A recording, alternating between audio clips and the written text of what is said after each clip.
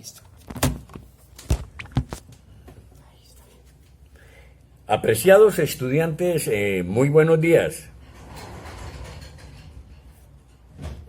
Conforme les había comentado con anterioridad, proseguimos entonces en esta semana con nuestras clases habituales de esta materia de legislación empresarial.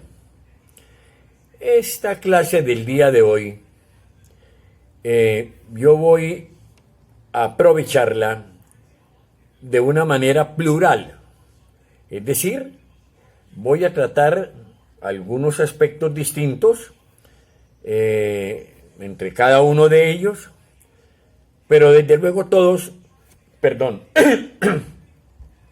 relacionados con la temática que nos concita en estas reuniones, en estas clases.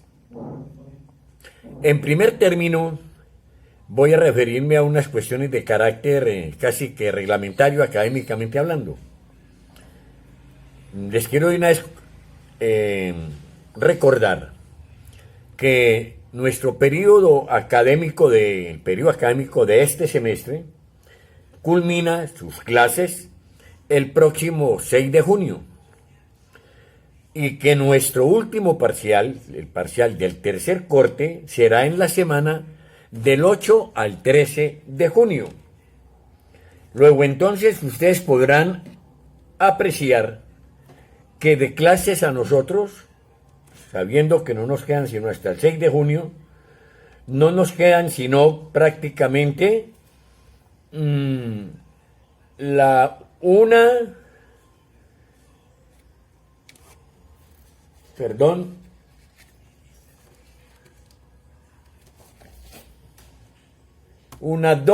dos clases, porque tengan en cuenta este curso de B0, el curso, pues el de ustedes, tengan en cuenta que el lunes es festivo, y por ser festivo, entonces pues ese día oficialmente no habrá clase, pero yo de todas maneras les voy a hacer llegar a ustedes alguna temática relacionada con el video que les haré llegar o que les hago llegar el día de hoy, porque no tenemos tiempo y tenemos que aprovechar de todo lo que dispongamos para que culminemos este tercer corte en la debida forma.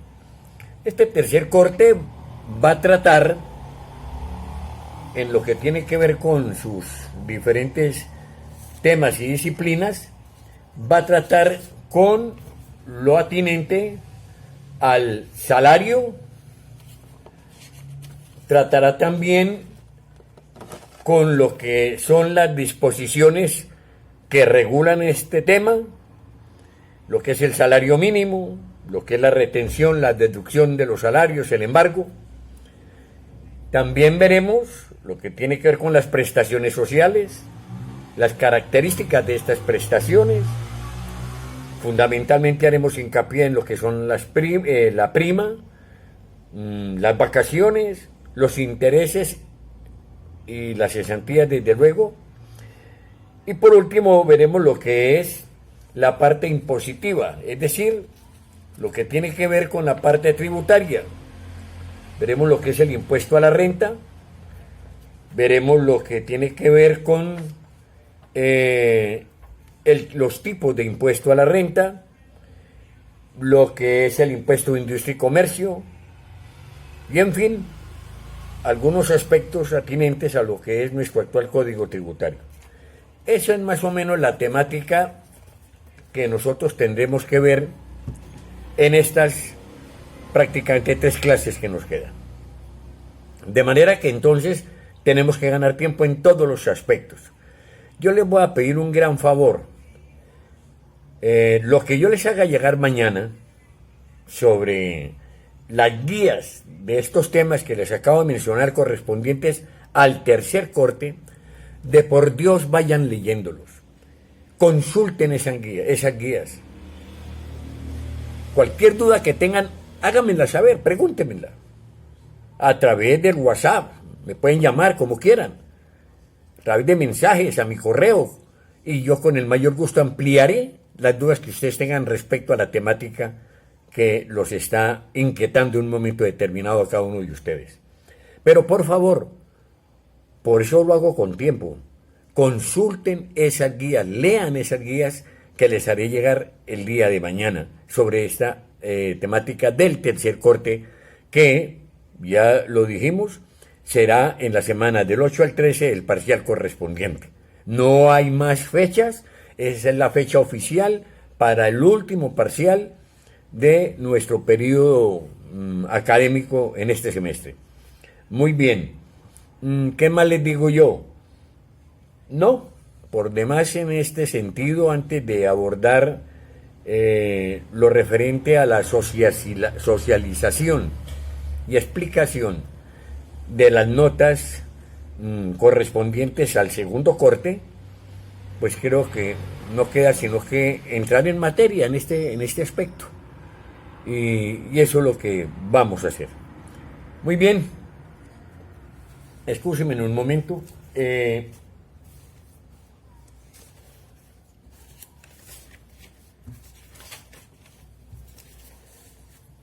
Vamos a hablar en primer término sobre el tema que yo les impuse a ustedes para que respondieran con una valoración del 40%, que era el tema del parcial. Ustedes saben muy bien que había, y ya voy a tocar ese tema más adelante, un trabajo de investigación que se les dio a conocer a ustedes con 8 o 9 días de anticipación, desde el 5, si mal no estoy, desde el 5 de mayo, una semana de anterioridad, se les dio a conocer el tema de ese trabajo de investigación. Muy bien, comencemos entonces con lo que es el tema del parcial.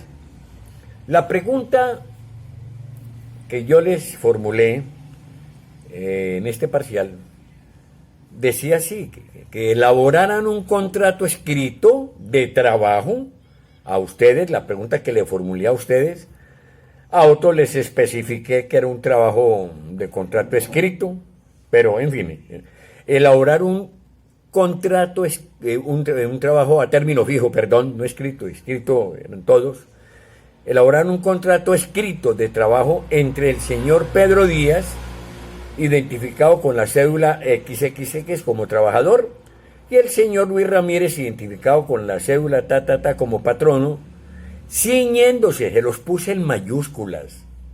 De nuevo, volví a recalcarles a ustedes la parte más importante de esta pregunta del 40% del parcial.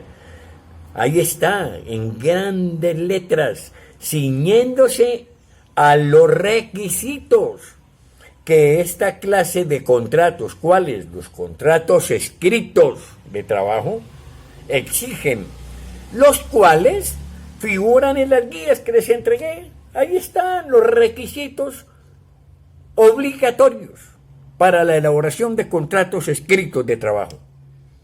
Ahí están. Independientemente, créanme, independientemente en lo que tiene que ver con los requisitos generales de la clase de contrato de que se tratara. Ustedes saben que hay contratos a término definido, a término indefinido, en fin.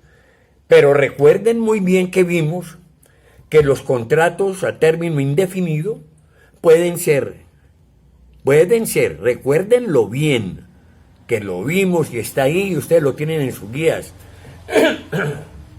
verbales o escritos. Pero en cambio, los contratos, ojo, a término definido, a término fijo, todos tienen que ser por escrito. Yo no les iba a hacer una pregunta dándoles absolutamente todo, es decir, es la fórmula para que ustedes la preparen, yo hoy se las preparo, yo se las sirvo, yo les ayudo a comer. No, Esto no se trata tampoco de llegar y coger y copiar y pegar, perdónenme que hable así, los modelos de contratos que hay en las redes y en todas partes, sino que ustedes más o menos pusieran en práctica lo que yo les expliqué y lo que está en sus guías. Y ahí está, hay unas pequeñas cáscaras. Y una de esas cáscaras es simple y llanamente esa. Se trataba de un contrato escrito, pero y ahora más adelante les voy a decir cuál era la cáscara mayor de esta pregunta, ¿no? Entonces ahí dice, repito, ciñéndose a los requisitos que esta clase de contratos exige, los cuales figuran en sus guías, ahí las tenían ustedes. Y cuáles son esa clase de requisitos que estos contratos exigen. De una vez les digo, aquí están, miren, dice, el contrato escrito debe constar en un documento firmado por las partes, desde luego, lógico, y contener cuando menos, es decir, necesariamente tenía y tiene que tener estos aspectos, las siguientes cláusulas. A algunos se les olvidaron que los contratos se hacen a través de cláusulas y que se enumeran primera, segunda, tercera, cuarta, etcétera. Y pusieron una cuestión eminentemente sin cláusulas de nada, sino arman un zaperoco y perdónenme de primera, segunda, todo pegadito. No, hay que saberlos diferenciar por lo menos en su orden. Repito, dice, el escrito debe constar en un documento firmado por las partes y contener cuando menos cláusulas sobre los siguientes puntos. Primero, identificación y domicilio de las partes. ¿Qué significa? El nombre y los apellidos. La cédula de cada uno. Algunos me dejaron ni siquiera me modificaron el XXXX. ¿Qué tal, por Dios? ¿Qué tal? Yo les puse XX para que ustedes les pusieran algún número allá a la cédula. Pero algunos ni siquiera se mosquearon por esto. Entonces, era identificados con cédula, número tal, ¿no? Y, ¿qué más? Domiciliados en la carrera tal. Ambos. Había que poner las direcciones en los contratos, tanto del patrono, el futuro patrono, como del trabajador. En dónde viven, en qué ciudad viven y la dirección, ¿no? También el lugar y la fecha de celebración del contrato. Pone en Cúcuta, en Bucaramanga, a 5 de marzo del año 2020, en tal parte, hay que poner lugar y fecha y el año de celebración del contrato, ¿no? El sitio o lugar en donde se vaya a prestar el servicio, es decir, el tipo donde las personas va a trabajar. La naturaleza del trabajo. ¿De qué se trata? ¿Qué es lo que va a hacer? ¿Qué es lo que va a hacer? ¿De qué va a tratar ese contrato? Si la persona va a ser de operario en una fábrica, si va a ser de auditor de una empresa, si va a ser las veces de mensajero de esa empresa, etcétera. ¿Qué es lo que va a hacer? ¿No? Asimismo,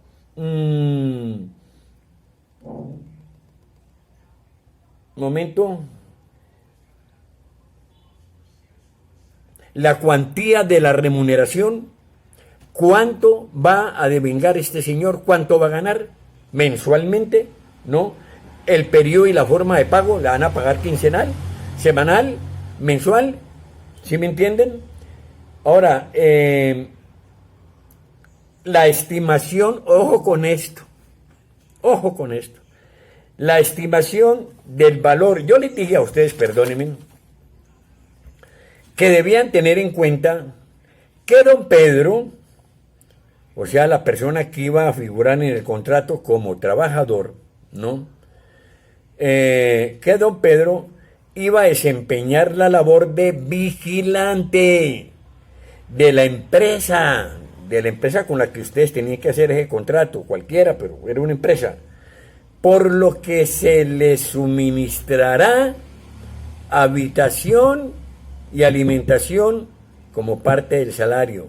Ojo con esto, aquí fue donde la mayoría, casi todos se equivocaron.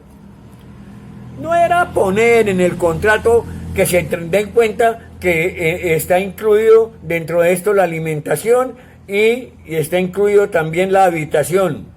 Pero más grave aún, no solamente eso, sino que algunos, por el afán del copy y pegue, cogieron contratos de gerentes de empresa, cogieron contratos de administradores, cogieron contratos de personas que no tienen absolutamente nada que ver con esta cláusula que yo les di a ustedes.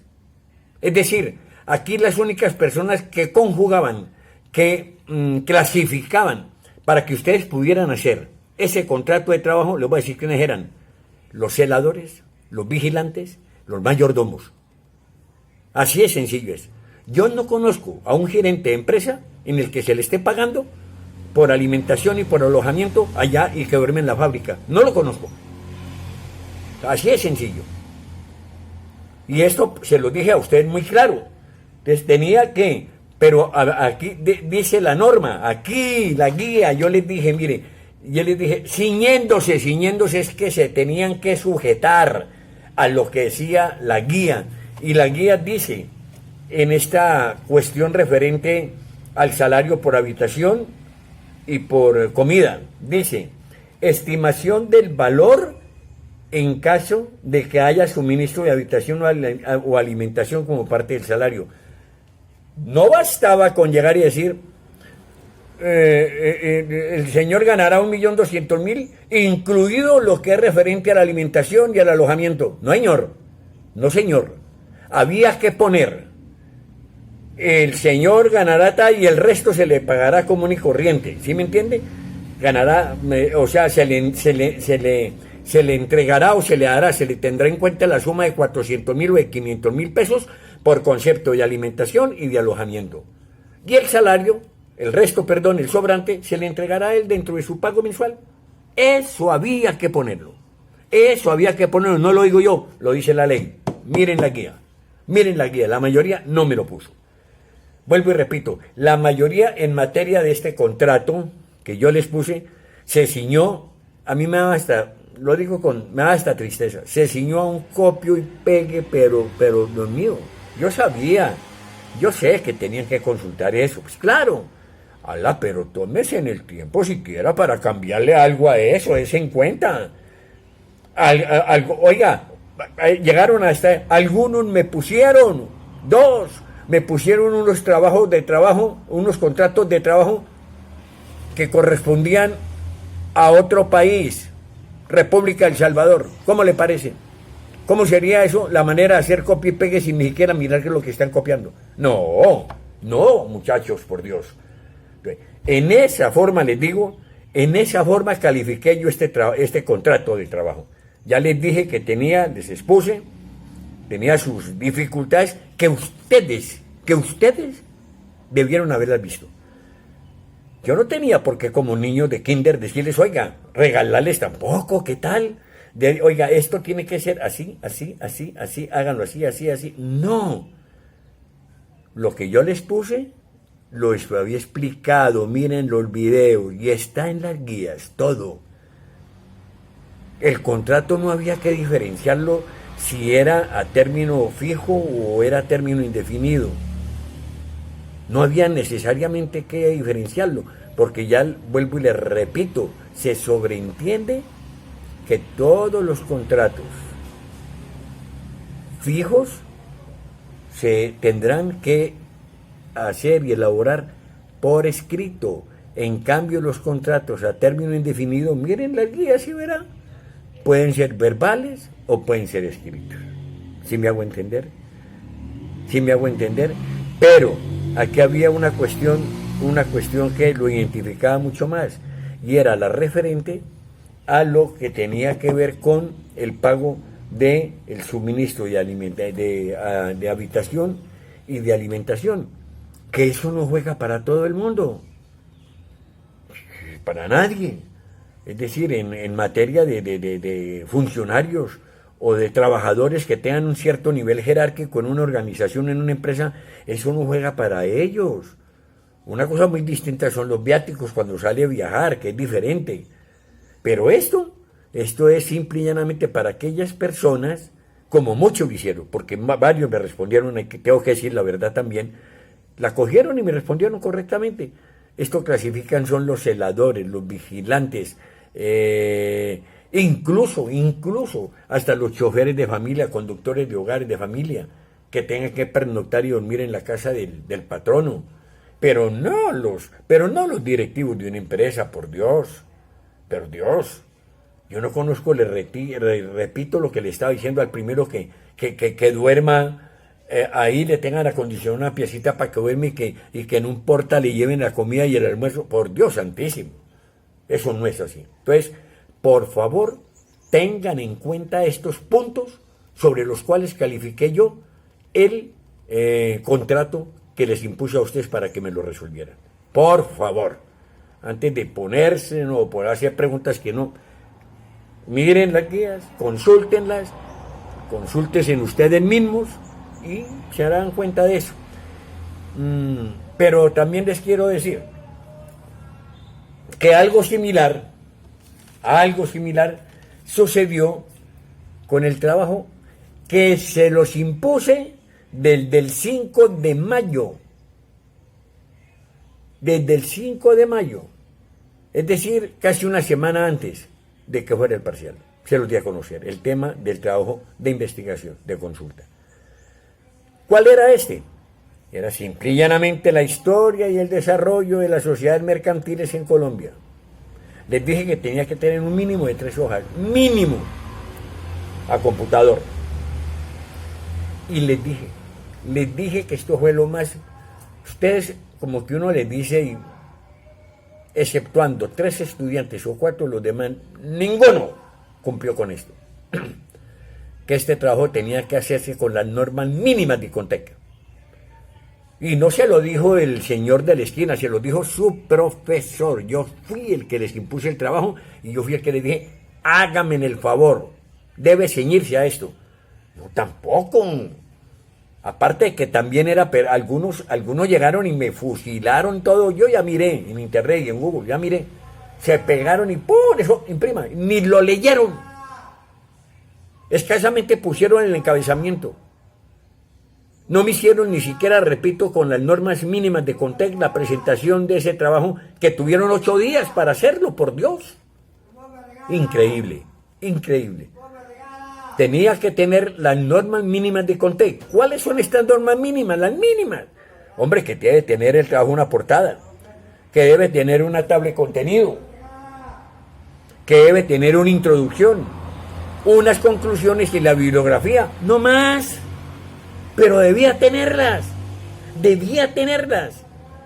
Y de ahí, a veces algunos cogieron la historia y el desarrollo de las sociedades mercantiles y la redujeron a su mínima expresión. Una hojita, hoja y media. Así de, busquen, por Dios, no se tomaron el trabajo de buscar todo lo que hay en lo que tiene que ver con la parte histórica y con la evolución del derecho mercantil para que aquí en Colombia se diera lo que hoy en día nosotros tenemos, el desarrollo de estas temáticas del derecho comercial.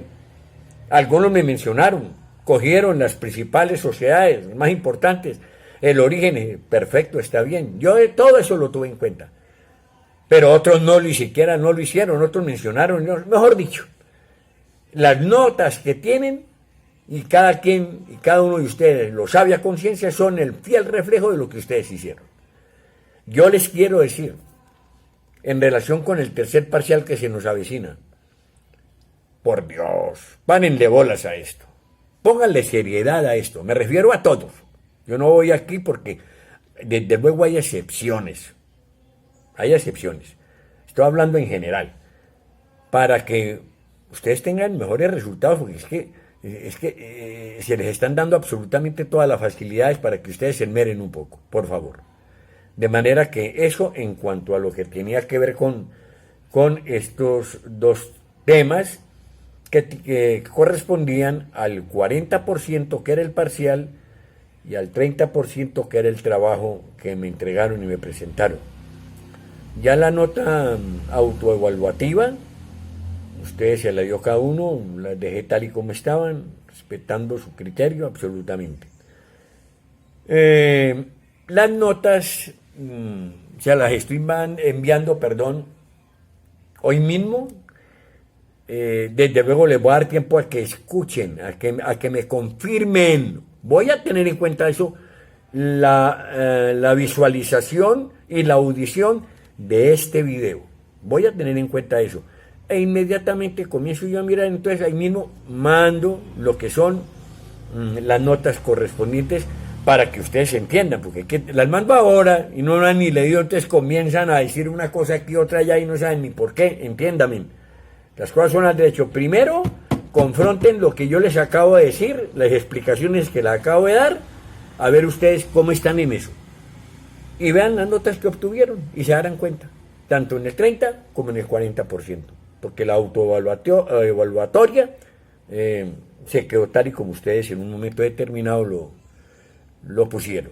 Bueno, muy bien, vamos a iniciar por adelantado, mis queridos estudiantes, lo que tiene que ver con esta materia y lo vamos a iniciar porque el tiempo que tenemos es muy breve, es muy corto. Yo voy a hacer una cuestión, hoy les voy a hablar porque ustedes todavía no tienen las guías, se las voy a enviar mañana, las tendrán por la mañana en su poder, las guías que les voy a pasar lo mismo con este video, ¿no? Las guías irán aparte, desde luego, del video, para que ustedes, por favor, confronten lo que les estoy diciendo a través del video con lo que van a leer en las guías y así me entiendan mucho mejor.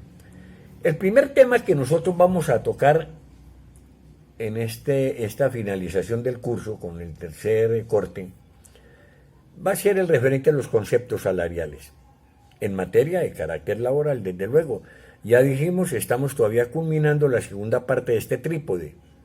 Primero fue comercial, el segundo laboral y terminaremos con derecho, con legislación tributaria, perdón. Muy bien, entonces, en primer lugar, tenemos lo que es el salario. Los conceptos salariales. A ver, esto es recuerden muy bien que cuando vimos el contrato de trabajo y las clases de contrato de trabajo y los elementos fundamentales del contrato de trabajo, recuerden muy bien que uno de los tres elementos fundamentales del contrato de trabajo era el salario, es decir, la remuneración que el patrono le debía dar a su trabajador por la labor desempeñada. Eso se denomina salario. Entonces lo vamos a ver aquí más específicamente. ¿Cuál es la noción general del salario? El salario es la contraprestación principal y directa que recibe un trabajador por su servicio. Así es sencillo. El empleador, el patrono y el trabajador pueden convenir libremente el salario en sus diversas modalidades, porque yo ya les he dicho desde el comienzo de este curso en materia laboral que por lo general casi todos los contratos obedecen fundamentalmente al acuerdo de la voluntad de las dos partes que lo hacen. Es un acuerdo de voluntades. Entonces por eso decimos que el empleador y el trabajador pueden convenir libremente el salario en sus diversas modalidades, pero respetando siempre el salario mínimo legal que está fijado por cada uno de los gobiernos respectivos o por las convenciones colectivas o los fallos arbitrales. Muy bien. Entonces repito, el salario es la contraprestación principal y directa que recibe el trabajador. ¿Por qué? Por su trabajo, por sus servicios. Ahora, ¿qué pagos son salario? Bueno, existen dos clases. Hay pagos en dinero y hay pagos en especie, no se les olvide. El salario puede presentar estas dos modalidades, son modalidades: pagar el salario en dinero y el pagar el salario en especie. El salario en dinero, a su vez, está integrado por dos tipos de retribución. ¿El salario en qué? En dinero. Primero, una retribución de carácter ordinario u ordinaria que se paga periódicamente y puede ser fija o puede ser variable. Repito, el salario está integrado porque por dos tipos de retribución. Los dos tipos de retribución son, la primera de ellas es la ordinaria y la otra es la extraordinaria, la que vamos a ver más adelante. ¿Qué significa la primera? Hombre, es la que se paga periódicamente, cada 15 días, cada mes, cada semana. Y puede ser fija o puede ser variable. ¿Qué es fija o variable? Pues el monto de lo que le está pagando. Y variable porque puede estar o es susceptible a alguna modificación que surja dentro de la cuestión contractual en materia salarial, en materia salarial entre el patrono y el trabajador. Entonces dice, esta retribución ordinaria se puede acordar que la retribución sea una suma fija, por ejemplo, 500,000 pesos quincenales, o una suma variable, como por ejemplo, ojo con esto también, el 10% sobre ventas y cobros, o la remuneración por la tarea a destajo, es decir, por lo que hace la persona en determinado momento, por lo que ejecuta en ese momento. Por eso, reitero y repito, se le llama salario de tipo de retribución ordinario. Ahora, ¿cuál es el extraordinario? El extraordinario corresponde a la remuneración de horas extras, de trabajos en los días de descanso obligatorios, como son los domingos y los festivos, los recargos por trabajos nocturnos, porcentajes sobre ventas y comisiones, etcétera, etcétera. Estos son tipos de retribución extraordinaria. Y la ordinaria, yo le dije, es la que acuerden el patrón y el trabajador, que el pago sea quincenal, que el pago sea mensual, que si de pronto este pago va a conllevar algún porcentaje que la persona, que el patrono le brinde, le dé al trabajador sobre las ventas que haga, etcétera, etcétera. Muy bien. Tenemos también los viáticos. Los viáticos son otra especie de salario. Los viáticos accidentales, es decir, los que se dan de vez en cuando, no constituyen salario. No constituyen salario en ningún caso. Y respecto de lo que son los viáticos permanentes, los que la persona, a raíz del cargo que desempeña, tiene como tal, solo constituyen salario, ¿no?, los pagos destinados a proporcionar al trabajador manutención y alojamiento. Repito, pero no los que tengan por finalidad proporcionar al trabajador medios de transporte y gastos de representación. Estos últimos medios de transporte y gastos de representación no constituyen salario, pero en cambio los dineros que se le entregan en viáticos a un trabajador, a una persona, que están destinados para proporcionarle el alojamiento y la manutención, alimentación, sí constituyen salario. Sí constituyen salario.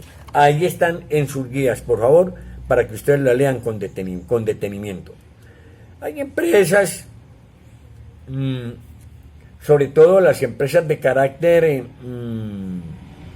comercial que manufacturan determinados bienes o productos y requieren de trabajadores, de empleados que viajen para que promocionen y vendan y cumplan con lo que tiene que ver la comercialización de los productos que ellos fabrican.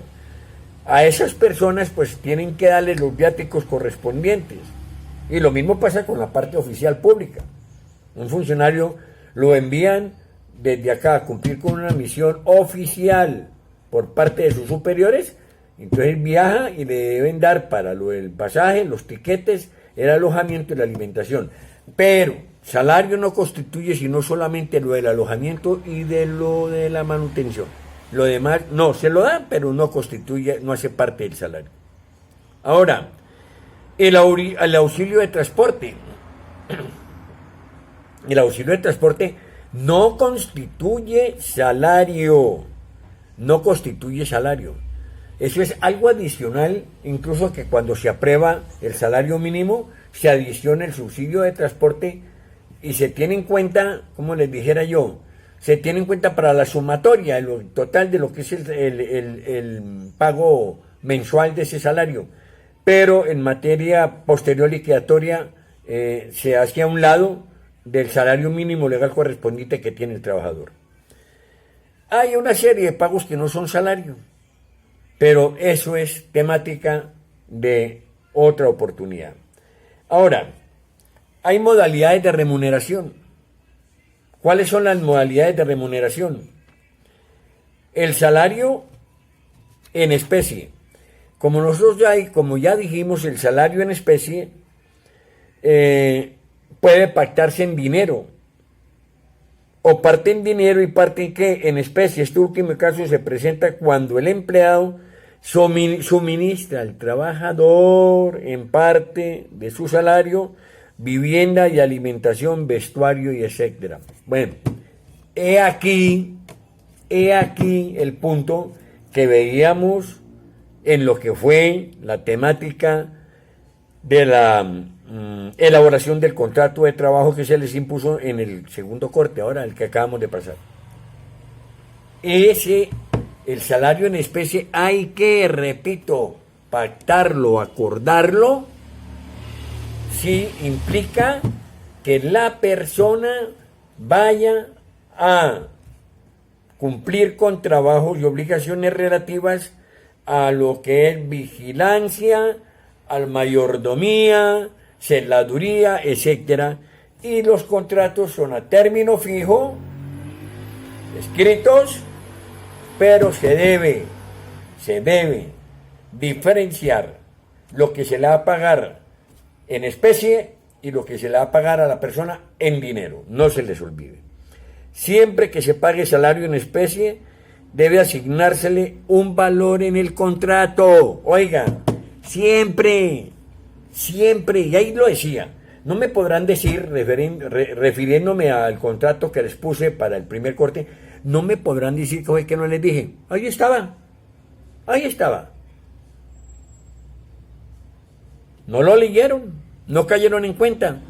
Y yo se los puse con pelos y señales.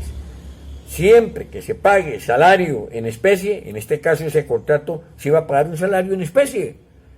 Porque yo le dije que tenía alimentación y que tenía vivienda. Ese es un trabajo en especie, un salario en especie con ojo le iban a pagar. Tenía que ser no solo por escrito, sino que había que discriminarlo, es decir, especificarlo detalladamente en cuánto dinero ascendía eso.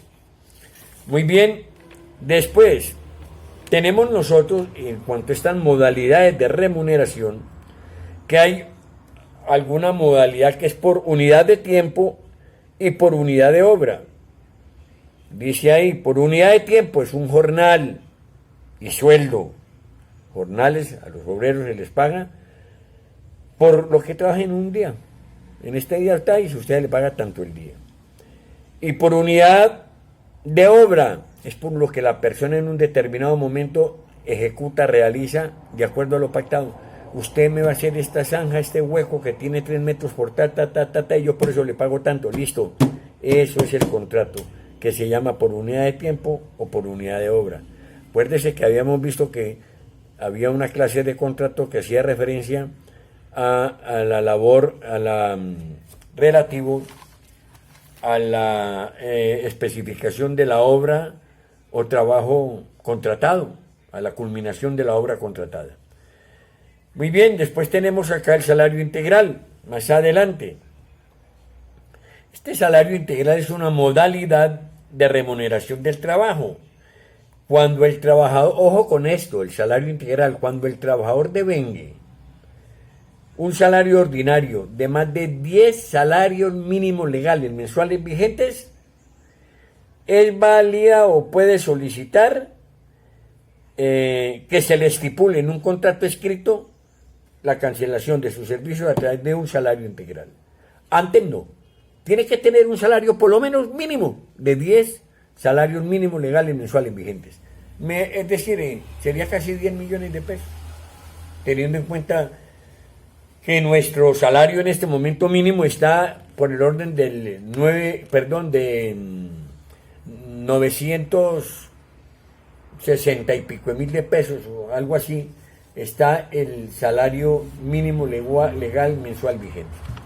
Bien, tenemos después lo que son las obligaciones y prohibiciones en lo que hace referencia al salario de los trabajadores. Ahí están en sus guías, están resaltadas las cuestiones más importantes de cada uno de estos, sobre las que yo voy a remarcar en la próxima clase. Tenemos, por ejemplo, el pago oportuno. Cualquiera lo entiende. Estas son las obligaciones y prohibiciones. Entonces, pago oportuno es una obligación. El pago del salario en los términos y oportunidades señalados es obligación primordial del empleador. Punto, no más. Eso no se distraigan con nada más. A la gente le deben pagar cumplido, ¿no? El no hacerlo configura una grave violación de la ley y del contrato que firmaron las partes, ¿no? El salario se paga por periodos iguales y vencidos, es decir, si es mensual, el mes viene del 1 al 30. Entonces, el primero del mes subsiguiente tendrán que estarle cancelando a la persona el salario correspondiente. Ahora, ¿a quién se le hace el pago? El salario se le paga directamente al trabajador o a la persona que ésta autorice por escrito en el lugar donde esta persona preste el servicio durante el trabajo. Es decir, no a cualquiera se le puede entregar la cancelación, el reconocimiento salarial de un trabajador cuando llegue y diga que fue que lo mandó Pedro Patequiva. No, tiene que ser directamente al trabajador o a una persona que, debidamente autenticado con una autorización, se presente a solicitar que por delegación del trabajador solicite que se le entregue lo correspondiente el salario a él. Ahora, el pago en moneda extranjera. El pago en moneda extranjera, si uno pactó el pago en moneda extranjera y uno está trabajando en el país, se le debe pagar aquí en el país en pesos colombianos, en moneda legal de curso nacional, no en dólares.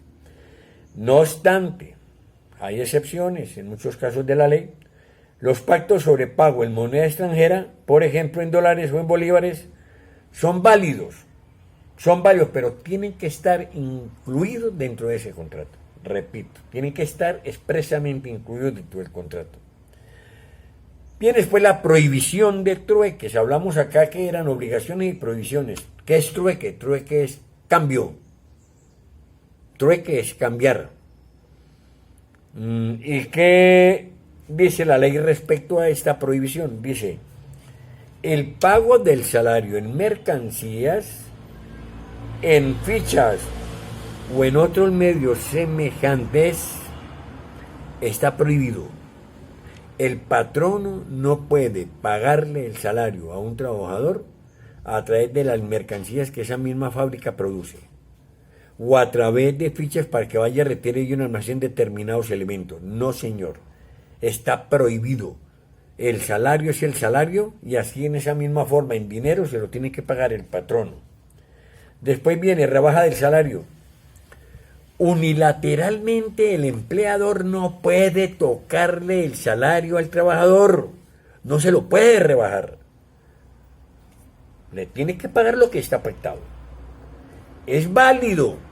Ojo, es válido. Ya vimos que todo lo que sea de común acuerdo entre las partes vale en materia de carácter laboral siempre y cuando no esté violando leyes superiores. Es válido que se celebre un convenio en ese sentido, siempre que las circunstancias lo ameriten. Pero siempre y cuando haya un convenio y siempre y cuando el trabajador haya estado de acuerdo. Pero porque al empleador se le da la gana, no puede rebajarle el salario. Ahora viene después falta de estipulación. Si en un contrato de trabajo no se expresó, no se determinó concretamente el monto del salario que esa persona debería ganar, se le debe pagar a ese trabajador igual a lo que otro trabajador que ordinariamente labora en la empresa en materia de funciones hace frente a lo que él hacía, frente a igualdad de labores, frente a igualdad de tareas, de roles de trabajo, debe haber un igual salario, lo mismo. Si no quedó, pues hombre, simple y llanamente, mire, yo hago lo que está haciendo Pedro, y Pedro gana aquí tanto, haga mejor, eso es lo que me tiene que pagar. Eso es, sobre la falta de estipulación, ese es el remedio para la falta de estipulación. Ahora, salario sin prestación de servicio. El trabajador tiene derecho a recibir el salario cuando por culpa o disposición del empleador no preste el servicio. Tal sería, por ejemplo, el caso en que el empleador, el patrono, por A, B o C, determina cerrar la fábrica por 1 o 2 días. Eso no es culpa del trabajador. El empleador, así hubiera sido él el que dio la orden de cerrarla, pues tendrá que pagarle al trabajador, el empleador, los 30 días completos de salario, de trabajo. Y no hay nada que hacer, ¿no? Ahora, después dice irrenunciabilidad al salario. ¿Qué significa esto? Hombre, en principio todo trabajo tiene que ser remunerado. En principio toda labor tiene que ser reconocida y paga, ¿no? Al trabajador no se le puede obligar de ninguna forma a que renuncie al salario, a recibir un salario, al derecho de percibir el salario, como contraprestación por el labor que está realizando. No se le puede pedir que renuncie a eso. Así lo hiciere, eso que él hace, ante la ley, no tiene ninguna validez. Es absolutamente, sería de carácter no solamente ineficaz, sino que prestaría mérito jurídico en ninguna clase para que el patrono procediera en concordancia con el tema que estamos hablando. No se puede renunciar al salario, porque simple y llanamente la ley no lo permite. Así. Después vienen reglas sobre retención, deducción y compensación del salario. Hay varias. Hablamos de retención, que a una persona se le retenga el pago. Hablamos de deducción, que a una persona se le deduzca del salario alguna suma. Y hablamos de compensación, que a una persona se le compense, se le dé algo más por la labor desarrollada. Entonces, tenemos que no está permitido en primer término deducir. El empleador no le puede restar, no le puede deducir al trabajador ni un peso de su salario.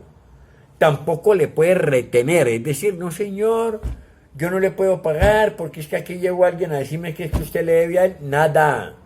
Eso lo arregla el trabajador con él por fuera, pero el empleador tiene que entregarle el cheque correspondiente o darle la autorización de pago, ¿no? O tampoco puede compensar.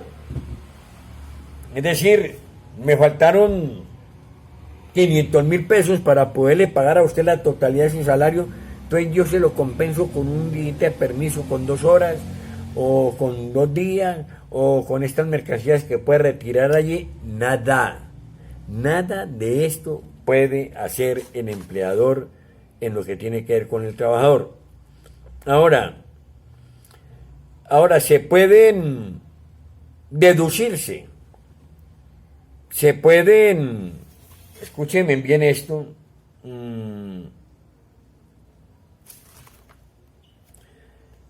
frente a lo que hablamos con anterioridad, la prohibición de retener, de compensar o de deducir salarios al trabajador, la regla general es la que le está absolutamente prohibido al empleador, al patrono hacerlo. Pero desde luego en materia jurídica, en materia de derecho hay excepciones. Y una de ellas son, por ejemplo, en este caso, que medie, que exista una orden expresa por parte del trabajador, una autorización escrita, para que a esa persona se le entregue el dinero, etcétera, como habíamos visto ya con anterioridad. O que exista una orden judicial, es decir, una orden proferida por un juzgado de la República, en la que se le embarga al trabajador parte del salario correspondiente. Ahora, por eso dice ahí más adelante. Sin embargo, también dice aquí más adelante algunos otros casos en que al trabajador se le puede deducir o retener del salario sin autorización escrita en los siguientes casos. Por ejemplo, las multas que se le imponen al trabajador por parte de las jefaturas de personal de la empresa, de las jefaturas de control interno disciplinario, por faltas que esta persona haya cometido contra el reglamento interno de trabajo, por las faltas de asistencia al trabajo, etcétera. Pues eso, sin previa autorización, puede el jefe, el patrono, descontarlo. Segundo, la retención y la fuente por impuestos sobre la renta. Si no tiene que pedir permiso el patrono, es por ley, tiene que descontárselo. Las cuotas sindicales y extraordinarias, cuando el sindicato respectivo ha hecho la solicitud en forma legal. Pero para esto se requiere que la persona pues esté afiliada al sindicato. Si no está afiliada, ¿por qué le van a descontar eso? Después, las cuotas de amortización de créditos, de préstamos, otorgados por cooperativas y bancos, cuando la deuda conste en libranzas. En libranza le pueden descontar de su salario y la empresa le transfiere posteriormente a la entidad bancaria o a la empresa con la cual el trabajador contrajo esa obligación pecuniaria. Y por último, los aportes o cotizaciones del trabajador al sistema de seguridad social. Ahí estamos bien. Ahora, prohibiciones. Aunque exista autorización escrita, póngale cuidado, apreciados estudiantes, no se puede hacer deducción o retención del salario cuando se afecte el salario mínimo legal mensual vigente. No. O la parte inembargable del salario, o cuando el total de la deuda supere el monto del salario del trabajador en 3 meses. O sea, si el trabajador gana 900 y pico, pónganle 1 millón de pesos mensual, 3 millones de pesos, y el monto de la deuda son de 5, 6, 7 millones, no se le puede descontar nada porque supera eso. Y aquí más adelante entendemos entonces cuál es el monto embargable. Ojo con esto, grábenselo para la vida práctica, laboral, cada uno de ustedes es importante esta información. El monto embargable, el salario solo es embargable en una quinta parte de lo que exceda el salario mínimo legal o convencional. Es decir, el salario solo lo pueden embargar sobre la quinta parte de 970 mil pesos. No más. No más. Así es. Pero, sin embargo, si esta orden de retención del salario, de embargo, es producida por un demandante que sea una cooperativa, puede embargarse hasta la mitad. Cuando es por una cooperativa, hasta la mitad del salario le pueden embargar. Pero, repito, esa es la excepción. Si no es cooperativa, solamente hasta la quinta parte, todos los salarios. Si es una cooperativa, le pueden embargar la mitad del salario al trabajador. Pero si es un particular, cualquiera, a través de un abogado, un juez de la República que ordena ese embargo, solamente en la quinta parte, lo que le pueden quitar de su sueldo al trabajador. Señores, por hoy dejemos acá. Por hoy dejemos acá y proseguimos entonces la semana entrante con la temática de las guías que ya les envié a ustedes. Por favor, léanlas, estudienlas, para que este tercer corte sea, como les dijera yo, la culminación con absoluto éxito por parte de ustedes de este sacrificio y este esfuerzo que conjuntamente estamos haciendo. No se les olvide esto y miren, confronten las calificaciones del segundo corte con lo que les envié y en fin, cualquier cosa me la hacen saber, por favor. Que pasen un resto de día muy feliz. Que Dios los bendiga. Muchas gracias.